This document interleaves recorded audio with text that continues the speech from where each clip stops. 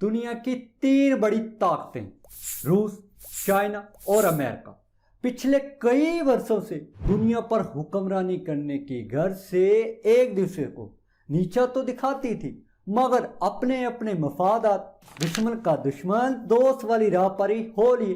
تو امریکہ بہادر کی super power کو ختم کرنے کے لیے اب چائنا اور رشیا بچھڑے ہوئے 2 بھائیوں کی طرح ایک ساتھ مل کر کام کر رہے ہیں۔ یہ بھائی چارہ تو اتنا زیادہ پکا اور سچا ہو چکا ہے کہ روس نے چائنا کے کہنے پر ہی 2022 کے بیجنگ اولمپک کی وجہ سے یوکرین پر ہونے والے حملے کو کچھ وقت کے لیے روک دیا تھا، اور اولمپکس کے ختم ہوتے ہی اگلے ہی روز یوکرین پر چڑھ دوڑے۔ تو دوسری طرف امریکہ بھی دور بیٹھ کر وہاں پر اپنی طرف بڑھتے ہوئے قدموں کی آہٹ سن کچلنے کی کوشش بھی کرتا رہتا ہے۔ تبھی تو سپر پاور کی یہ کھینچاتانی روسی صدر اور چینی صدر کو SCO کی میٹنگ تک لے آئے، جہاں دونوں نے سب ملک کو سمجھایا، دیکھو بھائی اب وقت آ گیا ہے کہ ویسٹرن اور امریکی اثرسوخ کو ختم کرنے کے لیے بین الاقوامی نظام کو ایک نئی شکل دی جائے۔ ہم سب ایشیائی ممالک دھڑے بندی کی سیاست ختم کر کے ایسی قوت کیوں نہ بن جائے جس کا مقابلہ مغرب بھی نہ کر سکے۔ اب یہاں پر آپ لوگ یہ مت سوچنے بیٹھ جانا کہ ارے واہ یہ ہوئی نا بات، اب ہم ایشیا والے بھی کچھ کر دکھائیں۔ چائنا کی جانب سے امریکی اور مغربی تنظیموں کا مقابلہ کرنے کا خیال اس لیے بھی جاگ اٹھا ہے کیونکہ امریکہ چائنا کے زیر اثر تائیوان کی الگ حیثیت کی حمایت کرتا ہے، جبکہ یوکرین پر حملہ کرنے کے بعد سے مغرب نے روس پر معاشی پابندیاں لگا دی، جس سے رشیا کو اپنے ہی تک چڑھی ہوئی ہے۔ مگر کیا رشیا اور چائنا مغرب کے خلاف ایسا نظام لانے میں کامیاب ہو پائیں گے؟ اور کیا یہ کرنا اتنا آسان؟ وہ بھی تب جب کئی رکن ممالک کی آپس میں ہی تو میں چلتی رہتی۔ اگر آن گراؤنڈ حالات کو دیکھیں تو SCO تنظیم کے ذریعے مغرب مخالف اتحاد بنانے کی کوشش کامیاب ہونا تو لگ بھگ ایک ناممکن سا کام لگتا ہے۔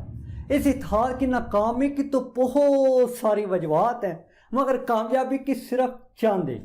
چلو پھر بھی اگر ایک لمحے کے لیے یہ مان بھی لیا جائے کہ SCO کے رکن ممالک امریکہ اور مغرب کو بہت ہی ناپسند کرتے ہیں، مگر ان کے آپسی اختلافات ہی ایسے ہیں کہ اس اتحاد میں سب سے بڑی رکاوٹ بن جاتے ہیں۔ نہ صرف پاکستان اور بھارت کے تعلقات ہی نہیں بلکہ دوسرے ممالک کے درمیان کشیدگی بھی اپنے عروج پر پہنچ چکی ہے۔ یہ پیار بھرا بندھن تو ابھی شروع بھی نہ ہوا تھا کہ اس میں ابھی سے دراڑیں پڑنا بھی شروع ہو گئی۔ ہوا کچھ یوں کہ کرغزستان اور تاجکستان کے رہنما SCO سمٹ سے ابھی واپس بھی نہ آئے تھے، اور پیچھے سے دونوں ممالک کی فوجوں کے درمیان سرحد پر گولہ باری شروع ہو گئی، اور یہی حال باقی سب ممالک ہے۔ اس سمٹ میں تو سب کی نگاہیں نریندر مودی اور پیوٹن کے درمیان ہونے والی ملاقات پر لگی ہوئی تھی، کیونکہ جب سے رشیا نے یوکرین میں جنگ چھیڑی ہے تبھی سے انڈین گودی میڈیا نے شور مچا مچا کے انی ہی ڈالی ہوئی۔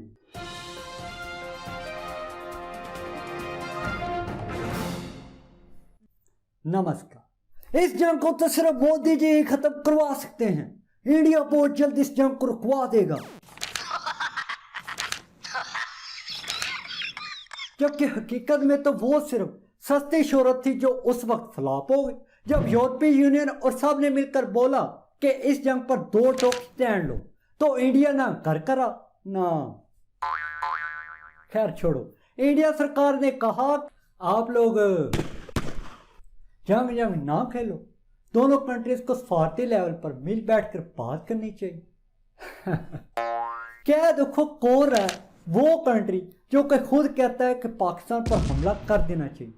اس کے علاوہ کچھ لوگوں نے نیا شوشہ چھوڑتے ہوئے بولا کہ مودی چین کے صدر سے ملاقات کر کے سارے معاملات کو سیٹ کر دیں گے، حالانکہ اس میں بھی اس نے اپنے ہی سرحدی تنازع کے بارے میں منت ترلے کرنے تھے، لیکن وہاں پر پہنچے تو انہوں نے ریڈ جھنڈی کرواتے ہوئے ملاقات کرنے سے ہی انکار کر دیا، اور جب پیوٹن سے ملا تو RSS کے آئیڈیالوجی رکھنے والے مودی نے تو اس موقع پر نیک پروین والی باتیں کرتے ہوئے بولا، یہ زمانہ جنگ کا نہیں ہے بلکہ تمام مسائل کا حل امن کے ساتھ مذاکرات میں ہے۔ اس جنگ کے نتیجے میں عالمی سطح پر غذا، گیس اور توانائی کے بحران میں اضافہ ہوا۔ ہمیں امن کے راستے پر چلتے ہوئے تمام مسئلوں کے ساتھ نپٹنا چاہیے۔ جس کے بعد پیوٹن نے جواب دیا، اچھا لیکن بچے تو ہم بھی نہیں، اس جنگ کا ذمہ دار خود یوکرین ہی ہے۔ اس جنگ کے بارے میں ماہرین کا خیال ہے کہ یہ جنگ ابھی دور دور تک بند ہونے کا کوئی امکان ہی نہیں ہے۔